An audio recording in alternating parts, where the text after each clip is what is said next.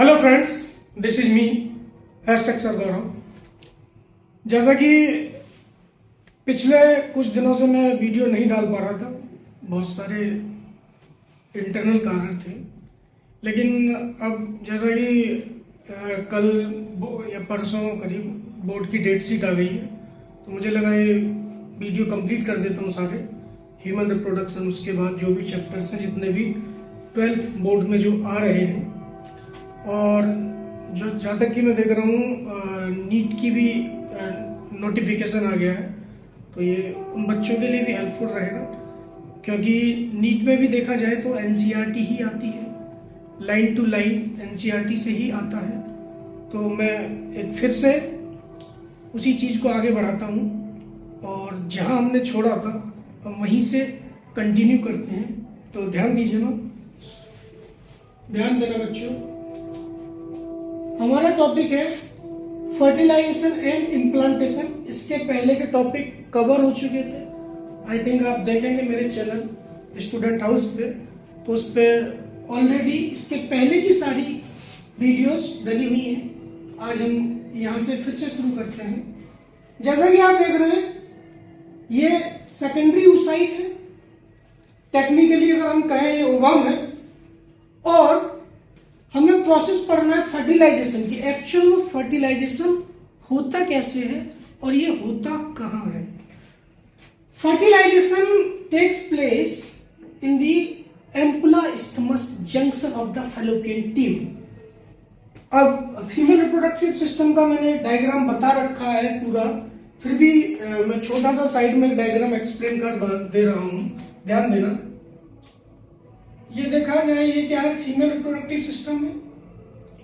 ये funnel like structure, ये है फिम्बराई, ये है यूट्रस, और नीचे की तरफ ये है वजाइना, और ये एरिया है cervix. This is cervix, this is cervical canal, and this is vagina। इसको मैं पूरा कंप्लीट करता हूं। ये अगेन फिम्बराई, एक ओवरी राइट साइड में होती है, दूसरी लेफ्ट साइड में होती है, जो कि लीगामेंट से अटैच होती है, जो कि लीगामेंट से अटैच होती है। जो ये स्ट्रक्चर आप देख रहे हैं, ये बहुत जूम करके बनाया गया एक्चुअल में। ये है सेकेंडरी oocyte, जो बना कहाँ है, ओवरी में बना है। और ओवरी में किस प्रोसेस के जरिए बना है, वो होता है oogenesis। oogenesis पहले मैं बता चुका हूं पुराने वीडियो में, the formation of the ovum oblique secondary oocyte from oogonia cells, ठीक है। तो ओवम जैसे ही यहां से रिलीज होता है, अब ओवम को ओव्यूलेशन होता कैसे एक्चुअल में। मेंस्ट्रुअल साइकिल में मैंने बताया, oogenesis में भी मैंने बताया कि जैसे ही पिट्यूटरी हार्मोन LH जो होता है ना, उसका लेवल 14वें दिन हाई होता है और ओव्यूलेशन हो जाता है। ओव्यूलेशन के दौरान ओवरी से सेकेंडरी oocyte रिलीज होगा, और ये सेकेंडरी oocyte इस फिम्बराई द्वारा रिसीव किया जाएगा। और इस फिम्बराई बोले तो ये फैलोपियन ट्यूब है आगे, इसमें कुछ सीलिएटेड एपिथेलियल सेल्स होती है। With the help of cilia, this secondary oocyte reaches to the region of ampulla of fallopian tube. तो यहां पर क्या है, ये सेकेंडरी oocyte है, और यहां पर ये इंतजार करता है किसका, स्पर्म का। तो हम अगर फर्टिलाइजेशन की प्रोसेस को जानना चाहें, तो अगर आपको लिखना हो बोर्ड एग्जाम में, तो सिंपल सा एनसीईआरटी के पहले पैराग्राफ से ये लाइन शुरू होती है। During the coitus the male ejaculate his semen into her vagina।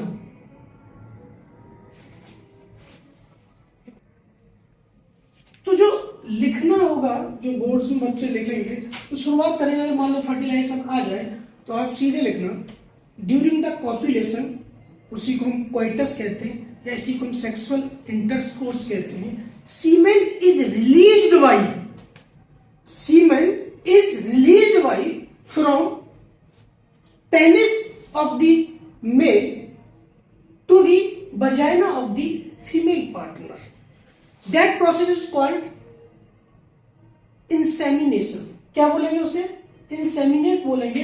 Male partner ने कोइटस के दौरान वेजाइना में सीमेन को इजैकुलेट कर दिया, दिस प्रोसेस को हम इंसेमिनेशन बोलते हैं। और यही स्पर्म मिलियंस होते हैं और ये मूव करेंगे throughout the uterus and oviducts and meet to the secondary oocyte। मतलब ये रीजन कहलाता है एम्पुला, ये कहलाता है स्टेमस, ये कहलाता है इनफंडिबुलम, और ये मैं आपको बता ही चुका हूं, ये है फिम्बरी। अब ध्यान दीजिए, जो साइट ऑफ फर्टिलाइजेशन होती है वो ये साइट है, this is called ampulla isthmus junction. यहां पर स्पर्म स्विम करते हुए जाता है और सेकेंडरी oocyte से फर्टिलाइज करता है। कैसे करता है देखिए, तो ये जो इवेंट यहां चल रहा है उसी को मैंने यहां पे फोकस में लाया है। सबसे पहले आप सेकेंडरी oocyte का स्ट्रक्चर समझिए, उसमें क्या क्या होता है। ये जो बाहर की तरफ जो सेल्स दिख रही हैं ये कोरोना रेडिएटा है, कोरोना रेडिएटा, ये है सेल्स ऑफ कोरोना रेडिएटा। इसके अंदर अगर आप देखें तो ये जो थिक लेयर दिख रही है ये है ZP, इसे हम बोलते हैं बच्चों जोना पेल्यूसिडा। क्या बोलते हैं? जोना पेल्यूसिडा। इसके अंदर ये जो स्पेस है इसे हम बोलते हैं प्री बिटलाइन स्पेस। कौन सा स्पेस है? Perivitelline space. और ये जो है it is the membrane of secondary oocyte। अब होता क्या है, during the coitus male partner बहुत सारे स्पर्म इसमें इजैकुलेट करता है वेजाइना में, और वेजाइना से स्विम करते हुए through the cervix and the uterus to the fallopian tube, sperm reaches to the ampulla site and fertilize this secondary oocyte। अब होता क्या है, स्पर्म है, बहुत सारे स्पर्म होते हैं, जो पहले पहुंचता है वही इसको फर्टिलाइज करेगा। होता क्या, सबसे पहले ये स्पर्म इसे कोरोना रेडिएटा को डिस्ट्रॉय करता है, डैमेज करता है, और एक प्रकार से स्पर्म एक एंजाइम रिलीज करता है। उस एंजाइम का नाम होता है, मैं यहां साइड में लिख देता हूं, इसको थोड़ा याद रखना, हाई ल्यूरोनीडेज। हाई ल्यूरोनीडेज ये एंजाइम स्पर्म द्वारा रिलीज होगा, और जो ये सेल्स हैं कोरोना रेडिएटा की वो डैमेज होंगी। उसके बाद ये स्पर्म जो है कौन सी लेयर के कांटेक्ट में आएगा? This ZP, zona pellucida. और जोना पेल्यूसिडा को डैमेज करने के लिए स्पर्म के एक्रोसोम में एक और एंजाइम रिलीज होता है जिसे हम क्या कहते हैं? स्पर्म लाइसिन या जोना लाइसिन, सॉरी जोना लाइसिन बोलते हैं, जोना लाइसिन। और जोना लाइसिन का काम यह है, जोना लाइसिन को हम एक्रोसिन भी कहते हैं, एक्रोसिन। एक्रोसिन में स्पेलिंग सही कर देता हूं इसकी, ACROSIN, यही कहलाता है जोना लाइसिन। ध्यान से सुनिए, सबसे पहले स्पर्म आया, किसको डैमेज किया? Corona radiata. किस एंजाइम के थ्रू? Hyaluronidase. ठीक है, उसके बाद इसको भेदता हुआ स्पर्म कहां पहुंचा? जोना पेल्यूसिडा के पास। अब जोना पेल्यूसिडा को डैमेज कौन करेगा जी? एक्रोसिन। एक्रोसिन क्या है? जोना लाइसिन है। जैसे ये डैमेज होगा इस पर अंदर की तरफ जाएगा। और ध्यान रखना एक बात, जैसे ही स्पर्म जोना पेल्लुसिडा को पार करके सेकेंडरी oocyte के अंदर एंट्री मारेगा, इस जोना पेल्लुसिडा लेयर में कुछ चेंजेस आते हैं और ये कुछ केमिकल रिलीज करेगी, जिसकी वजह से इसके बाहर एक हार्ड कवरिंग बन जाती है, ठीक है, जो दूसरे स्पर्म को रिटर्न कर देती है। इसका मतलब जो पॉलीस्पर्मी का सीन है वो यहाँ पे क्रिएट नहीं हो पाता, अदरवाइज तो बहुत सारे स्पर्म इसको फर्टिलाइज कर जाएंगे, ठीक है। That process will be complicated, ठीक है। तो ह्यूमन रिप्रोडक्शन है, बहुत अच्छा मैकेनिज्म है ये, ठीक है। हर चीज वेल रेगुलेटेड मैनर में होती है, ठीक है। हम पहुंच गए थे, इसने इसको डैमेज किया, फिर इसको डैमेज किया, फिर ये फेगोसाइट हो गया by the secondary oocyte। Sperm है, इसको डैमेज किया, फिर जोना पेल्लुसिडा को डैमेज किया, उसके बाद इसने एंट्री ली कहां पर? सेकेंडरी oocyte के अंदर। अब होता क्या है कि जो स्पर्म की नेक में जो सेंट्रियोल होता है, ये अपना सेंट्रियोल डोनेट कर देता है इसे। ये डोनेट तभी करेगा जब एंट्री मारेगा, ठीक है। अब इस सेकेंडरी oocyte को इसके सेंट्रियोल की क्या जरूरत पड़ गई, जो नेक में प्रेजेंट होता है? एक्चुअल में ये जो सेंट्रियोल है, इसी की हेल्प से ये अपना secondary oocyte meiosis second complete करता है। और ये मतलब बहुत ही इंपॉर्टेंट जानकारी है आप लोगों के लिए कि मियोसिस सेकंड वही सेकेंडरी oocyte कंप्लीट कर पाते हैं जिनका फर्टिलाइजेशन होता है, ठीक है। तो जैसे ही ये अपना सेंट्रियोल इसे डोनेट करेगा, इसका मियोसिस सेकंड कंप्लीट हो जाएगा और सेकेंडरी oocyte किस में कन्वर्ट हो जाएगा? ओवम में। और साथ ही साथ दोनों का आपस में क्या हो जाएगा? फर्टिलाइजेशन हो जाएगा। And fertilization leads to the 3 main event.